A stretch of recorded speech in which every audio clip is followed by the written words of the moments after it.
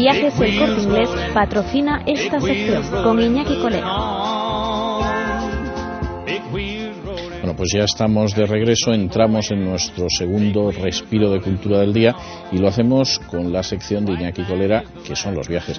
Muy buenas noches, don Iñaki. Buenas noches, don César. Bueno, ¿dónde nos vamos hoy?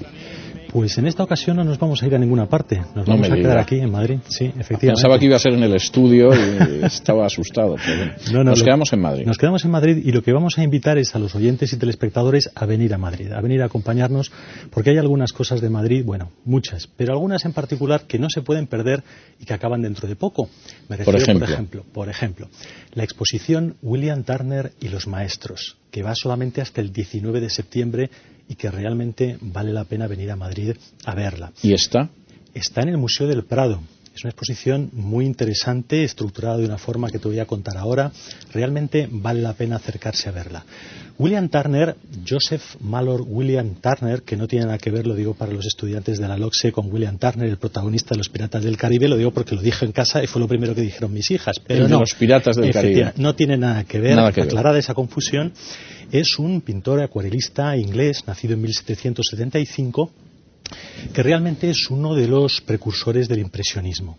Sus pinturas realmente son impresionantes, él retrata la naturaleza de una forma absolutamente tremenda, el hombre empequeñecido frente a las fuerzas de la naturaleza, y es famoso por sus retratos, por ejemplo, de paisajes, pero paisajes donde siempre hay una naturaleza violenta, tormentas de nieve, naufragios. Realmente es un pintor muy innovador y fue muy controvertido en su época. Él era hijo de un fabricante de pelucas y de una mujer que luego perdió el juicio, por lo cual tuvo que irse a vivir muy pronto a casa de un pariente materno y allí empezó a descubrir muy jovencito su afición por la pintura. Aunque al principio estuvo a punto de inclinarse por la arquitectura, un arquitecto al que conoció vio sus dibujos y le dijo: chico, dedícate a la pintura, que esto es lo tuyo. Y tan pronto como a los 14 años ingresó en la Academia de Arte Británica, lo cual además, como pasó a ser miembro de la propia academia muy pronto, con apenas 20 y pocos años, le dio una independencia económica que le permitió desarrollar con toda tranquilidad pues un tipo de arte pues muy innovador para su época.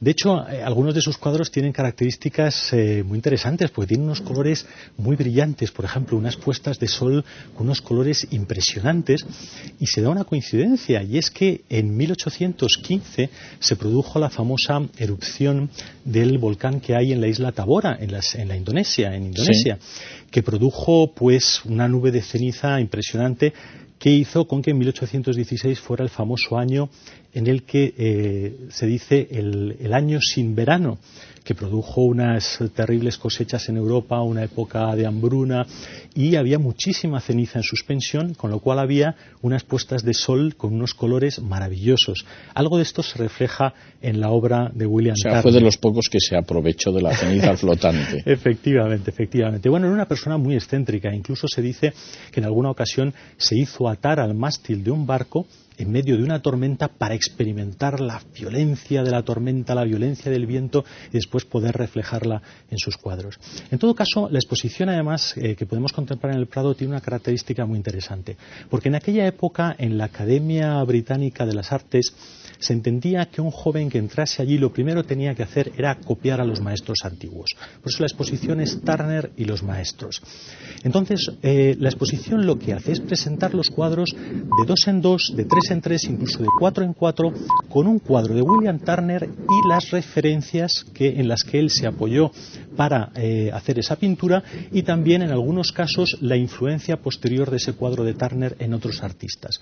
Con lo cual podemos tener en un vistazo realmente un recorrido increíble, viendo cómo realmente Turner se aprovechó de, por ejemplo, las técnicas de maestros holandeses, sobre todo maestros del siglo XVII, franceses, holandeses, marinas de estos maestros, cómo él innovó sobre ello y cómo después realmente eso pasó a otros autores posteriores. Como digo, es un preimpresionista, abre la puerta al impresionismo. No sé si estamos todavía en Turner o pasamos a otra exposición muy interesante. ¿Cuál es? De la que podemos hablar, que hay en Madrid. Esta nos dura un poquito más, esta es hasta el 10 de octubre y es la exposición sobre Ghirlandaio. Ghirlandaio y la Florencia del Renacimiento. Y esta está, ¿eh? Esta está en el Thyssen-Bornemisza, y esta es otra exposición que no debemos perdernos, aunque tenemos un poquito más tiempo de verla. Ghirlandaio, cuyo auténtico nombre no me extraña que le llamasen Ghirlandaio, que quiere decir literalmente fabricante de guirnaldas, porque es que el hombre en realidad se llamaba Domenico di Tommaso Corrado di Doffo Bogondio. Entonces, me imagino que... Hombre, entre Ghirlandaio y Bogondio suena mejor Ghirlandaio, no cabe duda. Sí. Bueno, pues Ghirlandaio, que como digo, quiere decir literalmente fabricante de guirnaldas, porque su padre era joyero y fabricaba unas guirnaldas de metal que se pusieron muy de moda en la Florencia del siglo XV. Él nació en 1449 y estas guirnaldas de metal se usaban en el cuello, las mujeres florentinas las ponían ahí, bueno, pues le pusieron ese nombre. Se dice que él se inició en el taller de su padre, empezó a pintar y colgaban los dibujos que él hacía en el taller de orfebrería que tenía su padre.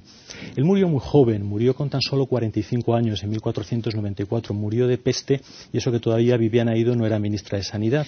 Bueno, quizá pudo ser el disgusto de ver cómo su discípulo Miguel Ángel le superaba, que es un trauma que nunca terminó de asimilar. Sí. Aunque estuvo muy poquito tiempo con él, lo cierto es que Miguel Ángel estuvo muy poquito tiempo con Ghirlandaio, pero efectivamente su discípulo le superó. Ghirlandaio trabajó también en la Capilla Sistina, el Papa Sisto le llamó para hacer alguno de los frescos de la capilla, pero él era un especialista en retrato. Y uno de sus cuadros, que además es la imagen icónica de la colección de maestros antiguos del Museo Thyssen-Bornemisza, es el retrato de Giovanna Tornabuoni, que es el que están presentando algunas imágenes ahora, que es un retrato realmente precioso de una bella florentina, efectivamente, que murió muy jovencita, murió con 19 años. Este es un retrato póstumo, que es una cosa extraña en Ghirlandaio. Él lo hizo basándose en una medalla que acuñaron para la boda de la joven Giovanna, que murió en su segundo embarazo, como digo, muy jovencita.